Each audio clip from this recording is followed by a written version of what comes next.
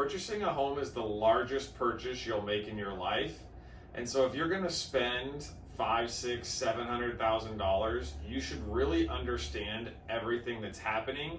And that's why education is really the most important thing that we do, so that you're not spending money and just unsure what were all those closing costs? Why am I paying for that? And we've created a process to walk you through steps to get you to a place where you really understand what you're getting into when you're buying a house. This is obviously most important in your first home purchase, but even in the subsequent purchases, we still walk people through this process so that they have a good understanding of what they're doing, a refresher, because you don't do this every day like we do. We're going to walk you through in this video really the second step of the process and really the second half of that step. Your first step, we talk about the initial consultation. It's the first time you call in. We're going to get a good idea of where you're at, what you're looking to do, and long-term goals.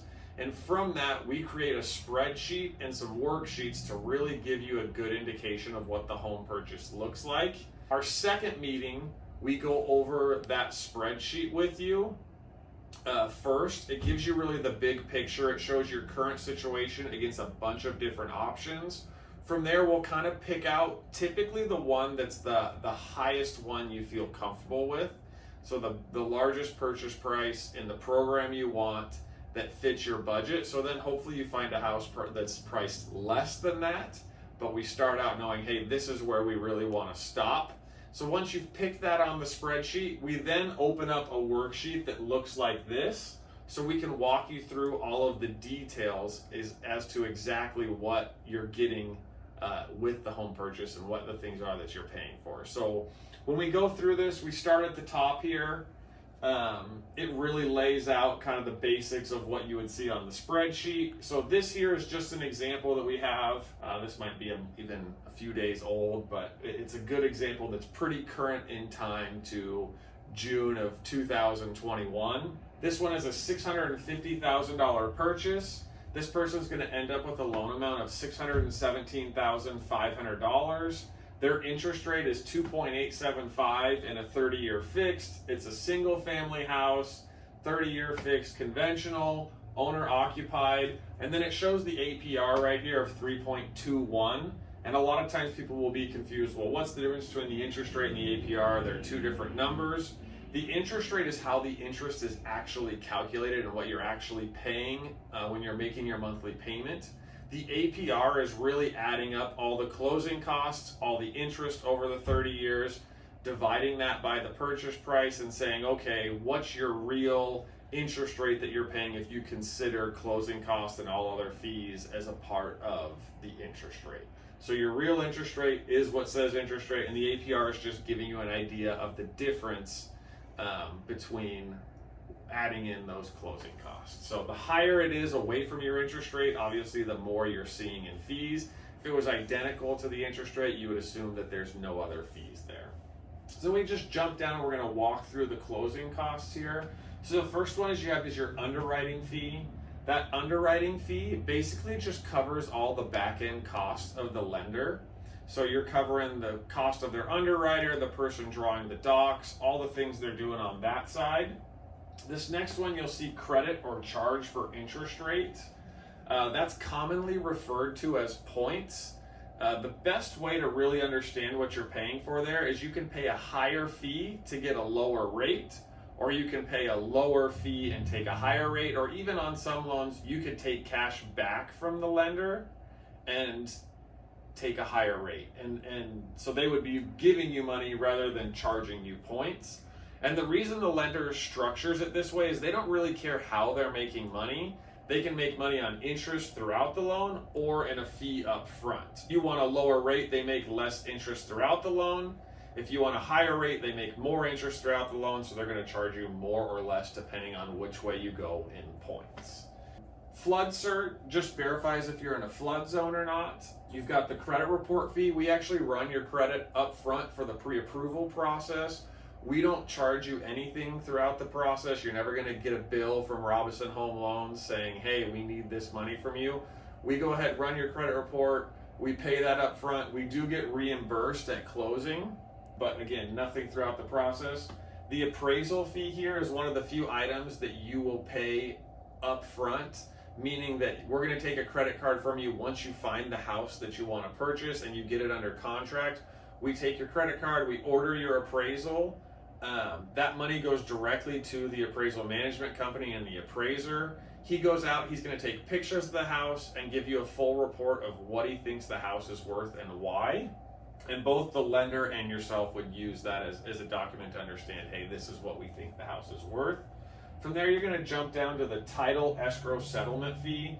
Typically, you'll hear us refer to them just as escrow. And what escrow does is they're an unbiased third party that's going to get between the sellers and yourself. So they're going to take the money from you and then the house from the sellers, and they're going to switch it. And kind of the simple way that I always explain this to people is it's like when you go to a sporting event or a concert and you're scalping tickets, and you make a deal with some guy, hey, I'm going to give you $1,000, you're going to give me these 4 tickets. You just have that awkward moment of like, do I give you the money first? Do you give me the tickets first? Like, we're going to do it at the exact same time. And it's the same thing when you're purchasing a home, only the difference on this one is now we're talking about $650,000 and really the cash and the house, so like $1.3 million.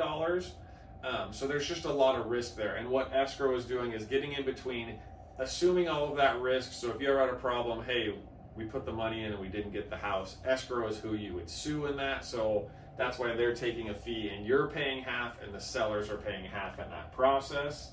The next item you're going to see here is the lender's title insurance. So what the title insurance is doing is just verifying the person who's selling you the house has the right to do so. Think about it as you're living in the house, you've already bought it. Some guy knocks on the door, he says, hey, my name's John Smith, and you're in my house. And you're like, no, I bought this house from a different John Smith. And he's like, well, that was the wrong John Smith. This is my house. I didn't sell it to you. And you'd have a whole problem. Well, title insurance is how we avoid any kind of problem like that. The title, again, verifies the person selling it to you as the right one. They would defend you in court if someone else ever tried to come in and say they claim title. And eventually give you your money back if they lost in that kind of situation. This policy here covers the lender. There's also an owner's policy that is actually covered in a typical contract here in California by the sellers. So you don't see that fee listed here, but it's something that the sellers are paying for so that you have when you get into the house. Your next item here is the notary. That's who's going to come sign the final loan documents with you. They verify you are who you are and just walk you through that signing. They're not really there to tell you how everything works. Typically they'll be helpful because they do it all the time, but really their job is just verify you are who you are and get you signed up on everything. Typically they're going to come to your house, your work, wherever is easiest for you to sign. So they do help in that part of the process, making sure that you don't have to go somewhere to make that happen. Sometimes you'll go into escrow to sign everything, but I would say more typical for my clients, the notary is going to come to them and make that signing really easy. We're going to jump up here to the top right. Your next one you're going to see is the recording fee. So that's what the county charges to put the house in your name. And then the transfer tax you'll see is listed here with a 0. Again, that's another fee that typically the sellers are paying. So you're not seeing that on the buying side. Next, we're going to jump down to these are prepaids here. So your prepaid interest, we always plug in 15 days there. The reason that we do that is just imagine you're purchasing a house, and let me just throw a date out here. Let's just say June 15th, you're purchasing a home.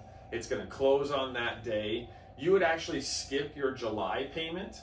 Your first payment is August 1st. August payment covers July's interest, and the issue we have is covering interest from June 15th to the end of the month. And so this is where we pick it up. So that's why we did 15 days right in the middle of the month. If you end up closing at the beginning of the month, you should expect more days there. If you close at the end of the month, I would expect less days there. And again, it's that skipped payment, which is actually nice when you move into the house, kind of gives you some time to be able to get ready for that first payment. But that interest still needs to be paid there. From there, your hazard insurance, we just put an estimate in here. That's typically, you'll think of that as like Farmers, Allstate, whatever company kind of comes to mind. You're going to go shop, find someone to do insurance on the house. This insurance is covering if there's a fire and it burns down, Someone falls down and gets hurt, they're your liability. Someone steals all your stuff, that's coverage that they're giving you. You're going to pay the whole first year up front. The lender wants to ensure that you have coverage so that they never have an issue with the house burning down and then them not having money or not being able to foreclose and actually get a property. So you're going to cover the whole first year up front. And then I'm going to skip down here. They actually do a 3-month reserve, so they're building up for the payment that's due a year later, and they always keep a 3-month reserve, so they're never using their own money in case the bill goes up a little bit. They have a reserve there to tap into. Next one you'll see down here is property taxes. So again, your property taxes are due twice a year. If you do impounds, the lender's going to take care of that. It's inside your payment, but they need a reserve so when that payment comes up. So say that payment's going to be due in 3 months. Well, they need to keep a 3-month reserve and also have 6 months at that time. So they would start with 6 months. Anytime that the seller lived in the house, you're actually going to get a credit to cover that from them, but the lender needs it built up. So you'll see it here, and then you'll see the credit from the seller for the time they lived there and the property taxes that are due. Your last 2 closing costs you're going to see that we always list is pest inspection and home inspection. The pest inspections, really in California, you're just looking at termites and dry rot, that kind of thing, so you know what you're getting into with the house. And then the home inspector is really going to come and look at everything with the house and really make sure you understand what you're getting into. I always tell people I see them wave wands over the wall, they're looking for leaks behind it, and they're going to tell you, they're going to check every outlet, say, hey, this outlet works, that one doesn't. They're going to tell you more than you ever wanted to know about the house. And that report is something I'd really recommend you go through with your realtor, and they can help you pick out the things that are important and then the things that are normal. And you go back to the seller and say, hey, these items are on here that we need fixed, or we want a credit for that. And this home inspection is helpful in helping you figure all that out. So as you slide down here to this bottom right-hand corner, what it's going to do is all the math for you. You're purchasing the home for $650,000. It has your closing costs, the prepaid, and the initial amount going into escrow. So we add all that up, subtract your loan amount, and this gives you that final cash to close. So there's those 2 numbers that you're always focused on, is how much money do I need to bring in to buy this house, and what's my monthly payment. So this answers the first one, and then the bottom left here is going to cover the second one.